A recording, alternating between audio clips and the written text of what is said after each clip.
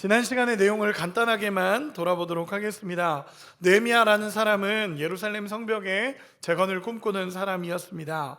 해방되어서 고향 땅으로 돌아간 민족이 무너진 성벽 때문에 수치와 환난 속에 살아가고 있다는 소식을 듣게 됩니다. 그러면서 그 마음에 소망이 일어나는 것이, 하나님 나를 사용하여 주셔서 이 민족, 지금 페르시아 땅에 살아가고 있지만 1200km, 1600km까지 떨어진 그곳에 하나님 나를 사용하셔서 이스라엘의 성벽을 재건하게 하여 주십시오라는 기도가 느헤미야에게 일어나기 시작합니다. 그리고 기도만 한 것이 아니라 어떻게 이 일을 이루어갈 수 있을지 구체적으로 하나님 앞에 준비하고, 하나님께서 반드시 길을 열어주실 것을 믿으며 금식하며 기도하는 가운데서 때를 기다리게 됩니다. 마침내 하나님께서 아닥사스다 왕의 입을 통해서 내가 너에게 무엇을 해주기 원하느냐라고 물었을 때 느헤미야는 준비한 모든 것을 이야기하기 시작합니다. 하나님께서 열어주셨다라는 것을 알았기 때문에 담대하게 하나님 앞에 기도하고 준비됐던 걸 이야기합니다. 나를 유다 땅으로 보내주시고 왕의 조서를 써주셔서 가는 길이 막히지 않게 하시고 왕의 재정을 열어주시고 왕의 살림을 열어주셔서 왕의 나무를 쓸 수 있도록 도와주십시오 라고 왕에게 요구하게 됩니다. 여러분, 사실은 무례한 요구죠. 무례한 요구이기도 하고 선을 넘는 요구이기도 합니다. 그런데 느헤미야 마음에 분명히 이 길은 하나님이 열어주셨다라는 것을 믿고 담대하게 이야기하기 시작합니다. 그때 정말 결정적인 한마디가 등장하게 됩니다. 그게 지난주의 말씀이었는데, 하나님의 선한 손이 나를 도우심으로 라고 이야기가 됩니다. 즉 하나님께서 그 현장에 느헤미야를 도우시고 하나님의 손이 느헤미야를 붙잡았다라는 표현입니다. 그러니까 하나님께서 이 일을 이루셨다라는 것을 보여주는 장면입니다. 여러분, 느헤미야가 기도했습니다. 느헤미야가 금식했고 하나님 앞에 준비했습니다. 그러나 그 일을 이루시는 분은 누구시죠? 하나님이십니다. 그 일을 이루시는 분은 하나님이십니다. 왕이 하나님의 역사로 말미암아 왕의 마음이 감동이 됐고 하나님의 선한 손이 도우심으로 말미암아 왕은 모든 것을 허락합니다. 심지어 거기에서 더해서 군대와 기병까지 보내주면서 가서 성벽을 건축할 수 있도록 도와줍니다. 여기까지가 지난주의 내용이었습니다. 그럼 오늘 본문은 어떤 이야기가 펼쳐지냐 하면, 이제 느헤미야가 이제 모든 것에 하나님의 응답을 가지고 이제 페르시아 땅에서 이스라엘 땅까지 가게 됩니다. 이 거리를 어떤 기록에는 1200km, 또 어떤 주석에는 1600km까지도 봅니다. 어쨌든 굉장히 먼 거리를 이 느헤미야와 그리고 포로에서 이제 귀환하는 백성들과 군대와 기병들까지 함께해서 이 먼 거리를 걸어가게 됩니다. 약 4개월 정도 걸리는 여정이라고 합니다. 여러분, 얼마나 쉽지 않겠습니까? 사실 이 길은 굉장히 힘들고 어려운 여정이었을 것입니다. 여러분, 한 4개월 정도를 목적지를 향해서 걸어간다고 생각을 해보시면 좋을 것 같습니다. 쉽지 않죠. 정말 쉽지 않은 여정이지만 그 길을 걷고 걸으며 결국 그 땅에 도착하는 장면이 오늘 본문으로 시작이 되는 장면입니다. 여러분, 느헤미야가 이스라엘 땅에 도착했을 때 약 4개월간의 시간을 거쳐서 그 땅에 도착했을 때 여러분 어떤 마음이었을 것 같습니까? 저였으면 가슴이 벅찼을 것 같습니다. 하나님께서 페르시아 땅에서 소망을 주셨고 비전을 주셔서 그 하나님이 이루시는 현장을 보게 됐고, 이제는 진짜 이 성벽 건축을 위해 하나님이 나를 사용하시겠구나 라고 하면서 4개월 동안을 걸어온 길입니다. 그리고 그 현장에 도착하게 된 것입니다. 여러분, 한번 상상해 보셨으면 좋겠습니다. 수많은 사람들이 이제 예루살렘 땅으로 들어온 겁니다. 느헤미야와 또 수많은 귀환한 포로 백성들과, 포로였던 백성들이 귀환해서 온 사람들과 또 군대와 기병들이 함께 예루살렘 땅으로 들어가게 됩니다. 여러분, 얼마나 많은 사람들이 보면서 저 사람들은 왜 왔지? 느헤미야가 총독으로 왔다고 하는데 저 사람은 무슨 일을 할지 주목하고 보고 있었을 것입니다.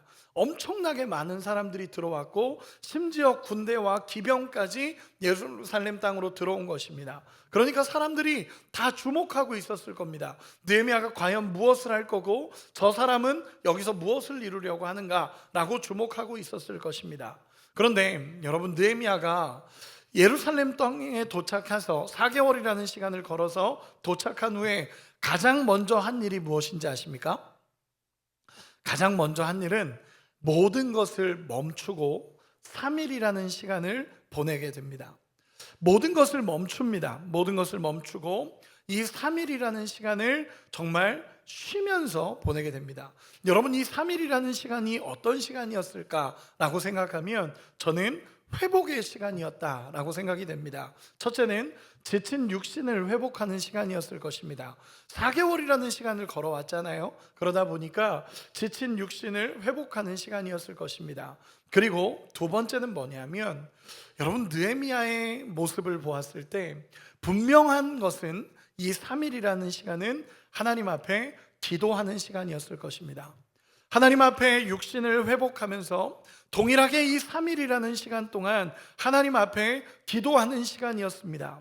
왜냐하면 이제부터 성벽 건축을 본격적으로 시작해야 되기 때문에 먼저는 육신의 회복과 그리고 영적으로도 그 안에 다시 하나님의 마음의 소망을 갖고 하나님 앞에 기도하는 시간으로 이 3일을 보내는 것입니다. 느헤미야는요, 이 땅에 도착해서 마음 급하게 이것부터 하고 저것부터 하려고 했던 게 아닙니다. 지친 육신을 회복하고 지친 영혼을 다시 회복하며 하나님의 뜻을 구하는 시간으로 이 3일을 보내게 됩니다. 여러분, 기억하시기 바랍니다. 언제나 내 안에 생명이 있어야 생명을 흘려보낼 수 있습니다. 여러분, 믿으십니까? 저는 언제나 영적인 원칙은요, 생명이 생명을 낳는 것입니다. 생명이 없는 사람이 생명을 낳을 수 없고 생명이 있기에 생명을 낳는 것입니다. 그래서 언제나 영적인 원칙은 생명이 생명을 낳는 것입니다. 내 안에 하나님의 사랑으로 충만해져야 그 사람, 다른 상대방을 사랑으로 충만하게 할 수 있고, 내가 먼저 하나님의 은혜로 충만해져야 다른 모든 사람에게 하나님의 은혜를 외칠 수 있다라는 것입니다.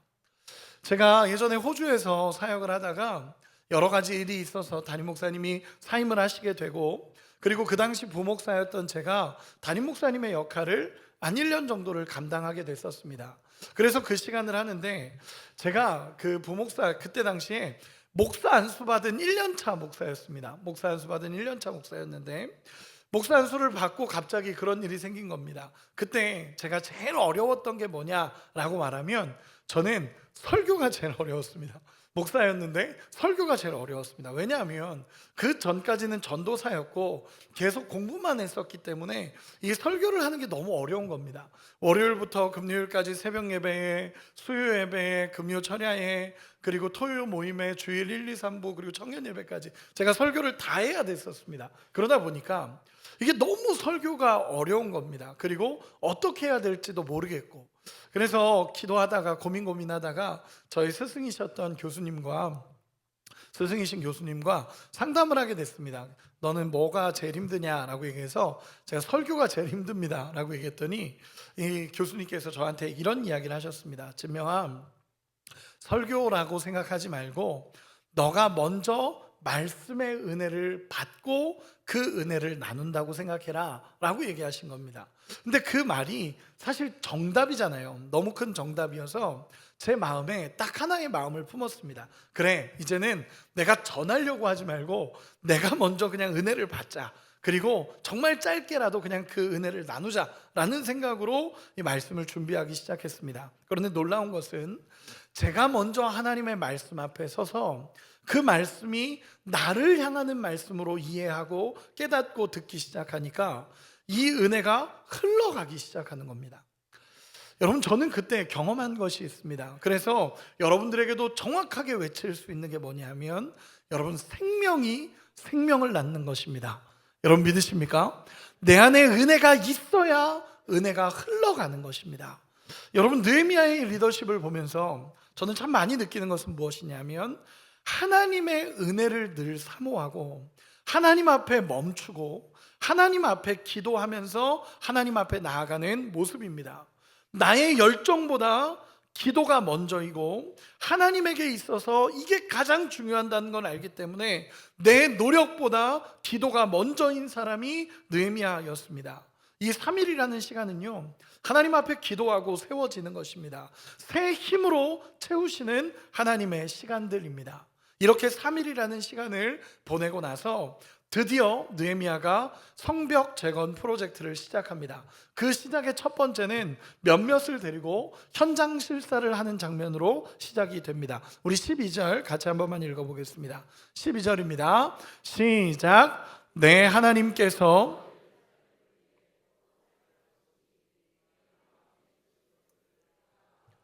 말하지 아니하고 밤에 일어나 몇몇 사람과 함께 나갈새 내가 탄 짐승 외에는 다른 짐승이 없더라. 아멘. 느헤미야가 3일이라는 시간을 육신으로도 회복하고 하나님 앞에 기도하고 나서 제일 먼저 한 것은 그 밤에 몇몇 사람들을 데리고 그 무너진 땅을 돌아보기 시작합니다. 횃불을 들고 돌아보기 시작합니다. 아니나 다를까 성벽은 다 무너져 있었고 성문은 불타 있었습니다.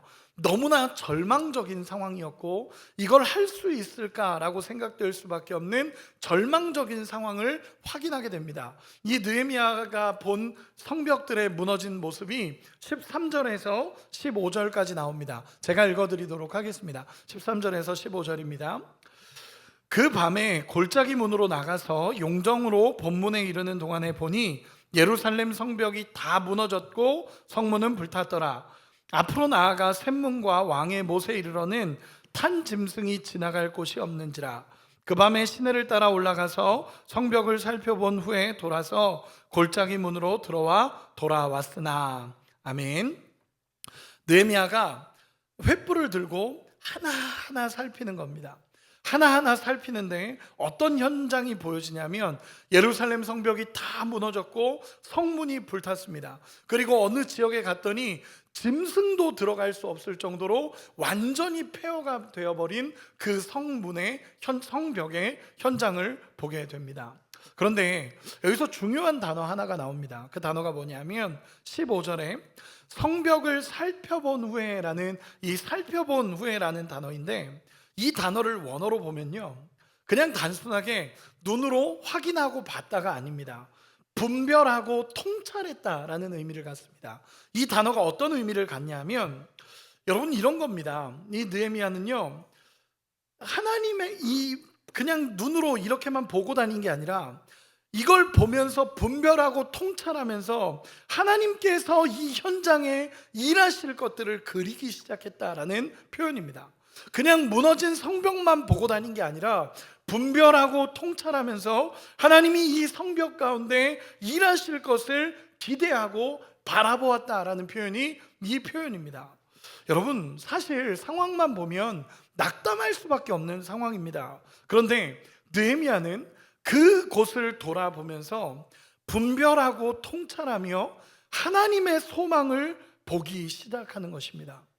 여러분, 많은 사람들은요, 상황을 보며 대부분 무너져 내립니다. 그리고 정말 상황을 보면서 그 현실 앞에 무너지는 게 보통 우리의 많은 모습들입니다. 그런데 진짜 하나님을 신뢰하고 소망하는 사람들을 보면 그 무너진 현장에서 다시 회복시키실 하나님이 보이기 시작한다라는 것입니다. 여러분, 느헤미야가 그랬습니다. 이 무너진 현장들을 이렇게 돌아다니면서 보고 있지만 그냥 눈으로 이 무너진 현장들만 보는 게 아니라 분별하고 통찰하면서 하나님이 하실 것이 머릿속에 그려지기 시작하는 것입니다. 하나님이 일하실 것이 이 현장에 보여지기 시작하고, 하나님이 결국 나를 이 땅에 보내신 이유는, 이곳에 보내신 이유는 이곳을 회복하기를 원하시는구나 라는 게 느헤미야 마음에 들리기 시작합니다. 왜냐하면 그 뒷구절들에 이 이야기가 계속적으로 나오게 됩니다. 여러분, 느헤미야는 이 상황을 돌아보고 나서 마음의 소망을 품고 이제는 유대 지도자들을 불러 모읍니다. 우리 17절 같이 한 번만 읽어보도록 하겠습니다. 17절입니다. 시작. 후에 그들에게 이르기를 우리가 당한 공경은 너희도 보고 있는 바라. 예루살렘이 황폐하고 성문이 불탔으니 자 예루살렘 성을 건축하여 다시 수치를 당하지 말자 하고. 아멘. 여러분, 느헤미야는 지도자들을 모았습니다. 처음으로 이제 유대 지도자들을 모은 거죠. 그 땅에 도착해서 3일이라는 시간을 쉬고 그리고 돌아보면서 성문이 불탄 성문들을 다 돌아본 후에 유대 지도자들, 그 땅에 있었던 유대 지도자들을 다 모으기 시작합니다. 제사장들과 많은 사람들, 서기관들 이런 사람들 다 모아서, 율법 지도자들을 모아서 다 지도자들을 놓고 이야기하기 시작하는 것이 이 본문입니다. 그런데 여러분 잘 생각해 보시기 바랍니다. 지금 느헤미야 앞에 있는 이 사람들은요, 패배와 무력감으로 가득했던 사람들입니다. 여러분, 그들에게 있어서 제일 무너진 게 뭐냐라고 얘기하면 성벽이 무너진 게 맞죠. 성벽이 무너졌고 성문이 불탄 게 맞습니다. 그런데 진짜 큰 문제는 뭐냐면 그들의 마음이 완전히 무너져 있었다라는 것입니다. 불탄 성벽처럼 완전하게 무너져버린 그들의 마음을 볼 수 있습니다. 왜냐하면요, 여러분, 성벽이 처음 무너지고 나서 140년이라는 시간 동안 성벽이 지어지지 않았습니다. 그리고 그동안 이 성벽을 지어야 된다라는 생각이 들어서 몇 번이고 시도해봤지만 결국 그때마다 다 막히면서 결국 무너져 내렸던 것이 그들의 모습입니다. 그러다 보니까 아무것도 할 수 없는 절망적인 현실들, 아무것도 할 수 없는 상황들, 성벽이 무너져 있어서 다른 나라들의 수치와 괴로움을 당하고 있음에도 불구하고 무엇 하나 손쓸 수 없는 이 상황 속에 그들은 무너져 내리고 있었던 것입니다. 여러분, 정말 무서운 것은요, 성벽 재건보다 더 힘든 것은 사람의 마음을 회복하는 것이 정말 힘듭니다. 여러분, 성벽 재건, 성벽이 무너진 것은 사람들의 힘과 어떤 능력을 통해서도 할 수 있습니다. 그런데 마음이 무너져 내리고 하나님 앞에 무너져 내린 사람들은요, 정말 하나님의 사랑과 위로와 은혜가 부어져야만 회복이 가능하다라는 것입니다. 여러분, 느헤미야는 이걸 알고 있었습니다. 그들의 마음이 무너진 것을 알고 있었고 더 이상 회복되지 않는 그 절망적인 현실 속에서 그들이 살아가고 있었다라는 것을 느헤미야는 알고 있었습니다. 그러다 보니까 느헤미야는 이 사람들을 보면서 강력하게 선포하기 시작합니다. 느헤미야는 유대인 지도자들에게 인정하고 싶지 않은 현재 상황을 정확하게 이야기를 합니다. 17절 제가 다시 한 번만 읽어드리겠습니다. 후에 그들에게 이르기를 우리가 당한 공경은 너희도 보고 있는 바라. 예루살렘이 황폐하고 성문이 불탔으니 예루살렘 성을 건축하여 다시 수치를 당하지 말자 하고. 아멘. 여러분, 느헤미야가 이렇게 이야기를 합니다. 현실을 직시하게 하는 겁니다. 여기서 지금 너희가 무너진 상황은 이렇다라는 것을 정확하게 이야기를 하고 있습니다. 나도 너희와 함께 이 시간을 겪으며 당신들의 수치가 나의 수치다라고 말하면서도 정확하게 아픈 현실을 진단하기 시작합니다. 여러분, 우리가 기억해야 되는 게 있습니다. 뭐냐면 여러분, 올바른 치유가 일어나려면요, 정확한 진단이 필요합니다. 그렇죠? 병원에 갔는데 내가 무슨 질병이 있고 몸이 너무 아파서 병원에 갔는데 진단이 안 되면 치료할 수가 없죠. 어떤 병인지를 모르면 치료할 수가 없다라는 것입니다. 그렇기에 느헤미야는 지금 그들이 당하고 있는 현실, 지금 그들이 겪고 있는 현재 상황을 정확하게 이야기를 합니다. 뭐라고 하냐면 성벽은 불탔고 성문은 무너졌고 우리는 지금 수치를 당하고 있다라는 것을 정확하게 이야기합니다. 아프지만 어렵지만 그 현실을 직시하지 않으면 회복이 일어나지 않기 때문에 그렇습니다. 정확하게 이야기를 합니다. 그리고 나서 정확한 해결책을 제시하기 시작합니다.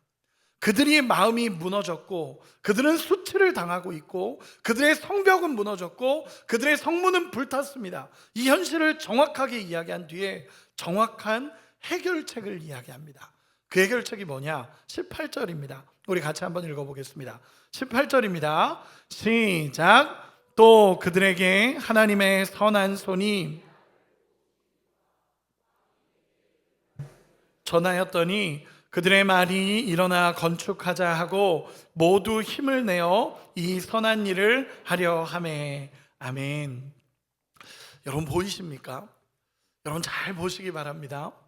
느헤미야가 지금 그들을 회복하는데 어떤 말을 하냐면 이렇게 얘기하는 겁니다. 느헤미야가 내가 지금 너희를 도와주기 위해 이 땅에 왔다.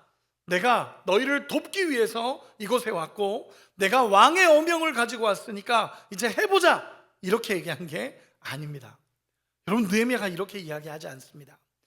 제일 중요한 단어가 여기 또다시 나옵니다. 뭐라 그러냐면 하나님의 선한 손이 도우신 일들을 이야기하기 시작합니다. 하나님께서 일하고 계신다라는 것을 선포하기 시작합니다. 그리고 그 결과 하나님의 은혜로 왕의 마음이 변경됐고 그리고 하나님께서 우리에게 베푸신 은혜다라는 것을 이야기하기 시작합니다. 나 느헤미야가 이렇게 했다라는 것을 드러내는 게 아닙니다. 자기를 드러내고자 하는 게 아니었습니다. 자기는 뒤로 물러나고 하나님을 드러내기 시작합니다.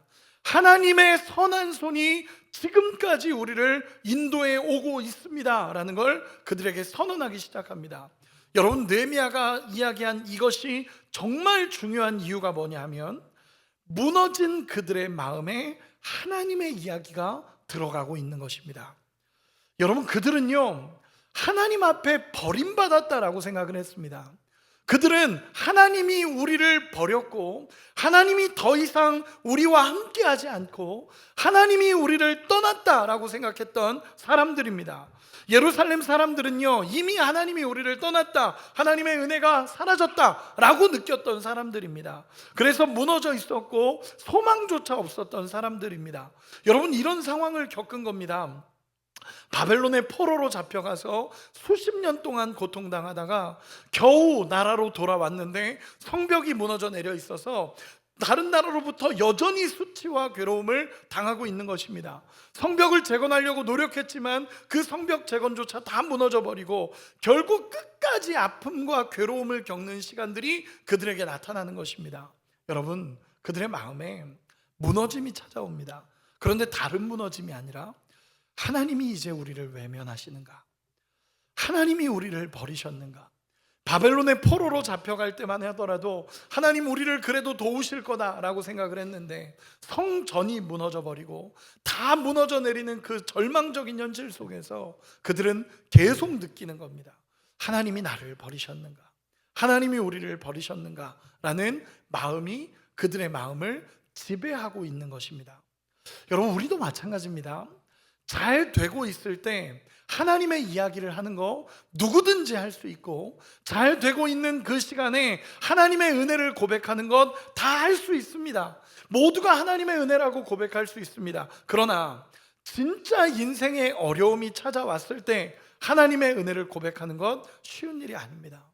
정말 절망적인 상황이 찾아오고 내 인생의 광야라고 불리는 그 시간이 찾아왔을 때 하나님의 은혜를 고백하는 것 쉽지 않습니다. 거의 대부분의 사람들이 혹시 하나님이 나를 버렸나? 하나님이 나를 떠났나? 하나님이 나를 외면하는가? 라는 그 마음이 드는 겁니다. 지금 이스라엘 민족들에게 그 마음이 들어오는 겁니다. 왜 하나님은 우리를 버리셨는가? 하나님은 우리를 붙잡지 않으시는가? 하나님은 우리를 외면했는가? 라는 그 마음을 가지고 있는 그들에게 느헤미야가 어떤 이야기를 하냐면 하나님이 여전히 우리와 함께하고 있고 하나님의 선한 손이 우리를 돕고 있으며 하나님께서 이제 일하시기 시작하셔서 이 성벽을 건축하게 하실 것이다 라는 것이 느헤미야의 말로 통해서 선포되기 시작하는 겁니다. 그러면서 느헤미야는 계속적으로 이야기하기 시작합니다. 하나님의 선한 손이 우리를 돕고 있다. 내가 그 소식을 듣고 하나님 앞에 기도하는데 하나님이 길을 열어주셨고, 하나님이 왕의 마음을 바꿔주셨고, 하나님이 이제는 성벽을 건축하게 하시며 이스라엘 민족, 우리 민족을 하나님이 도우실 것이다 라고 하며 하나님의 이야기를 꺼내기 시작하는 겁니다. 여러분, 이 느헤미야는요, 지금 유대인들은 상상할 수 없는 이야기를 하고 있는 것입니다. 하나님이 우리를 떠났다라고 생각했던 그 사람들에게, 아니야, 하나님은 우리를 떠나지 않았어. 하나님은 여전히 우리와 함께하고 계시고 지금도 하나님은 일하고 계신다. 우리의 삶에 역사하고 계시고 오늘도 하나님은 우리를 찾아오신다라고 외치기 시작하는 것이 느헤미야의 외침이었습니다. 여러분, 놀라운 것은요, 비전은 전염됩니다. 생명을 가진 사람은 생명을 흘러가게 합니다. 여러분 믿으십니까? 놀라운 하나님의 일들이 일어나기 시작합니다. 이 느헤미야의 말을 듣자마자 잊어버렸던 하나님의 마음이 회복되기 시작합니다. 잃어버렸던 그 하나님의 마음이 회복되기 시작합니다. 예전에 하나님을 경험했던 그 경험들, 예전에 하나님이 함께 하셨다라고 말했던 그때의 시간들이 그 마음의 회복으로 일어나기 시작합니다. 다시 하나님의 마음이 부어지기 시작하고 그 생명을 전하는 자의 말을 통해 다시 한번 그 생명이 드러나기 시작합니다. 우리 18절 다시 한 번만 읽어보겠습니다. 18절입니다. 시작. 또 그들에게 하나님의 선한 손이 전하였더니 그들의 말이 일어나 건축하자 하고 모두 힘을 내어 이 선한 일을 하려 하매. 아멘. 여러분, 그들의 마음에 이 하나님의 이야기가 다가오기 시작하는 겁니다. 그들의 삶에 하나님의 마음이 부어지기 시작하고 그 이야기를 듣는데 하나님이 떠오르기 시작하고 그 이야기를 하나님의 선한 손이 도우셨다라는 말을 듣는데 그 마음에, 내 마음에도 하나님의 마음이 부어지기 시작하고 하나님의 역사가 그들을 덮기 시작하는 것입니다. 느헤미야의 생명을 가진 한 사람의 외침이 그들의 마음의 생명을 전하고 다시 그들 역시 하나님이 우리와 함께 하신다라는 이 마음이 회복되어지기 시작하는 것입니다. 예전에 한 친구가 저를 찾아온 적이 있었습니다.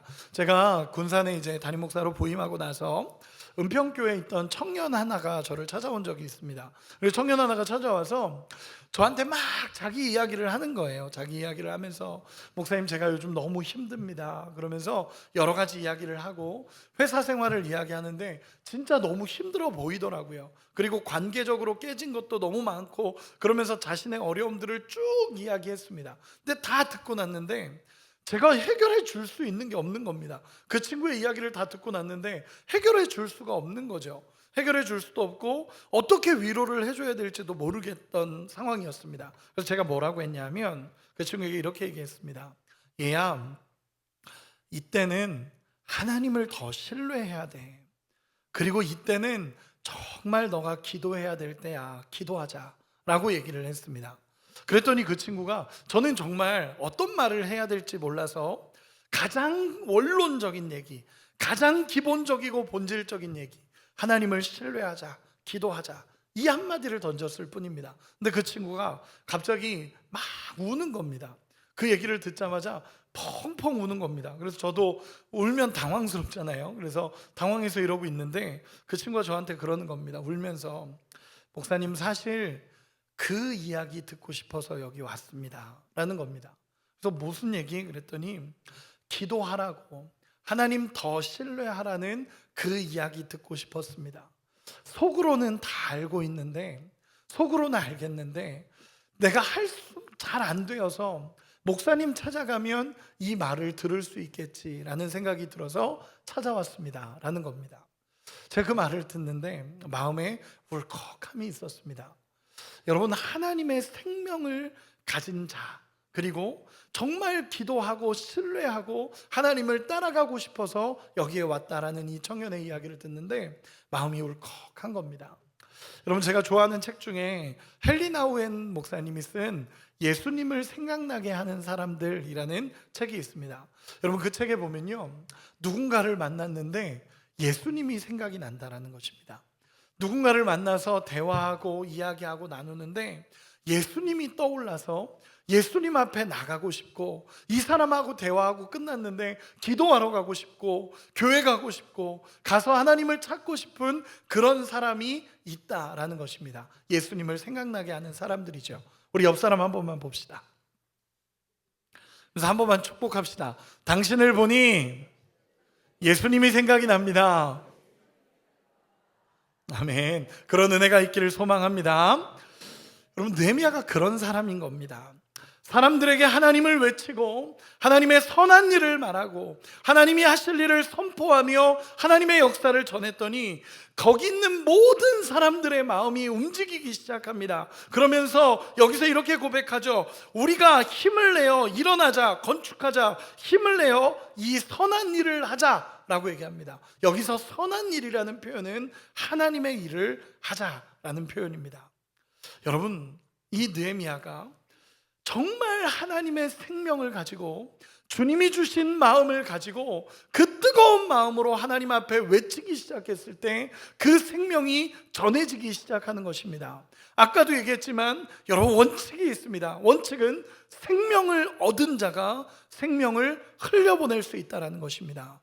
예수님이 내 마음에 있는 자가 예수님을 전하는 것이고, 하나님의 은혜를 누리는 자가 하나님의 은혜를 흘려보낼 수 있는 것입니다. 여러분, 느헤미야의 이 말을 듣자 사람들의 마음이 움직이기 시작합니다. 그 하나님이 생각이 나는 겁니다. 맞아, 우리 하나님이 나를 떠나지 않지. 하나님이 우리와 함께 하신다라고 약속하셨지.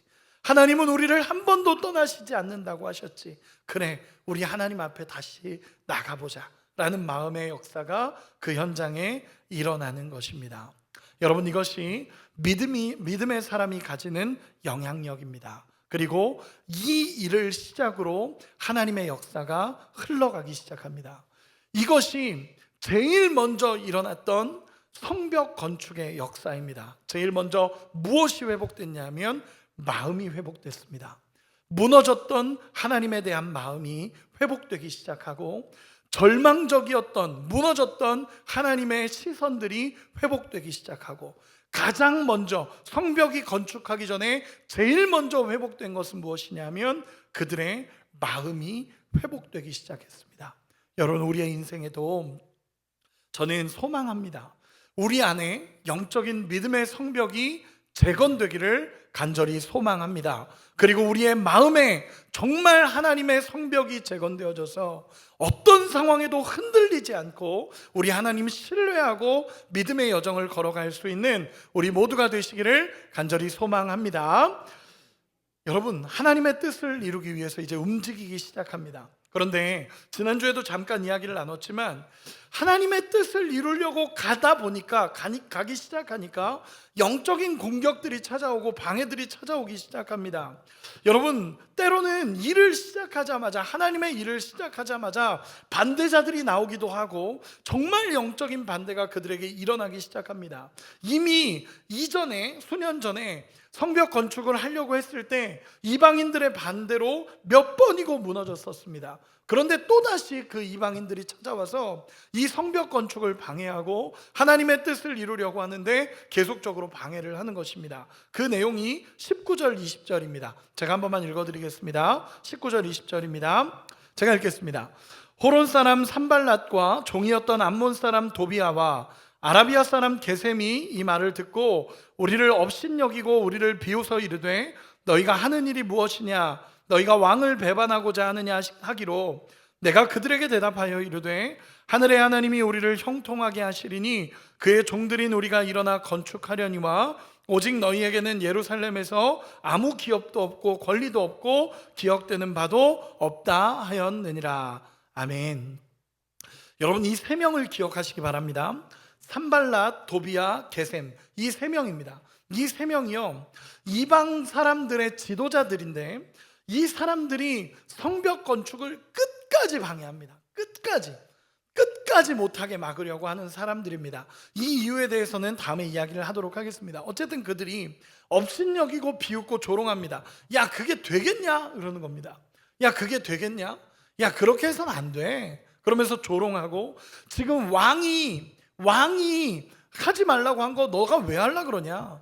절대로 안 돼. 그 성벽 못 건축해. 왕이 하지 말라 그랬는데 네가 왜 하려고 그러냐? 그러면서 조롱하면서 이 느헤미야와 사람들을 조롱하기 시작합니다. 여러분, 저 한번 물어보고 싶습니다. 여러분들에게 한번 물어보고 싶습니다. 이렇게 한번 물어볼게요. 여러분이라면 이런 상황에 어떻게 하시겠습니까?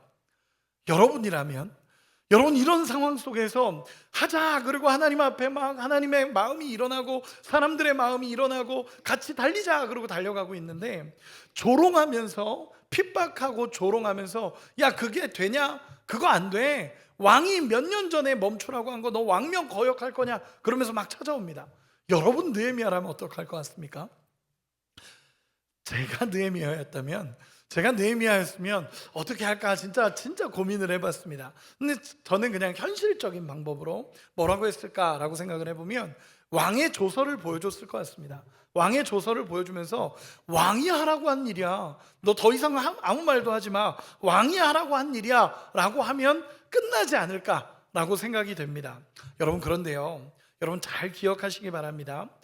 만약에 느헤미야가 먼저 왕의 조서를 보여줬다면 그들은 또 다른 방법을 찾았을 것입니다. 느헤미야는 그렇게 하지 않습니다.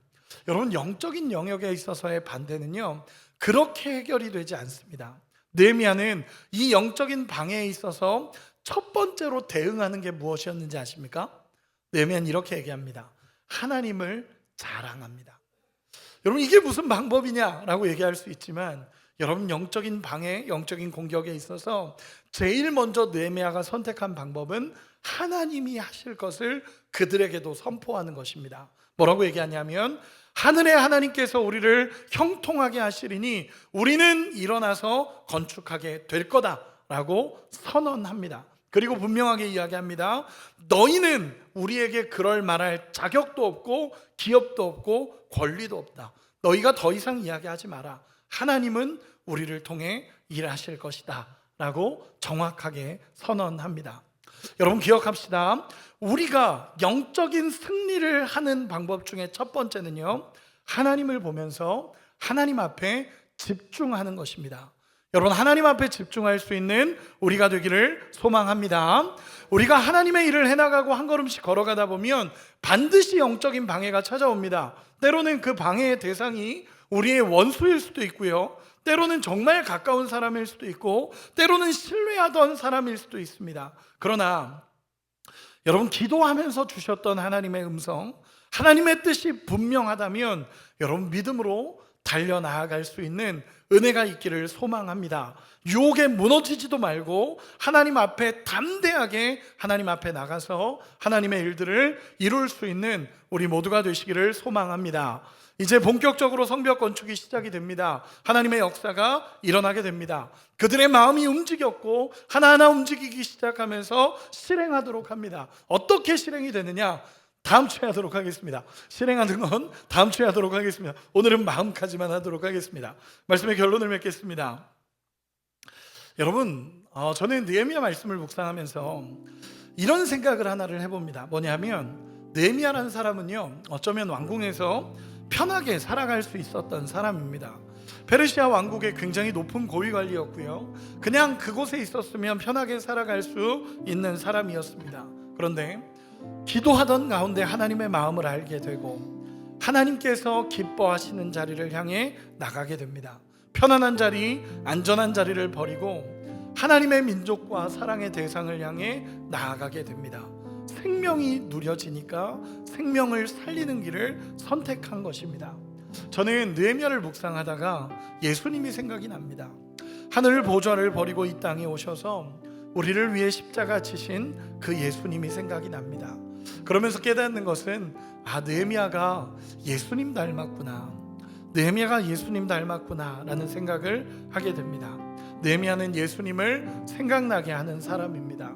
그리고 이 마음을 가지고 외치고 하나님이 하실 것을 선포하자, 그 선포대로 모두의 마음이 움직이기 시작합니다.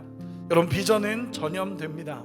하나님의 마음을 가지고 내 안에 예수의 생명이 있다면 그 생명을 가지고 전할 수 있는 우리가 되시기를 간절히 소망합니다.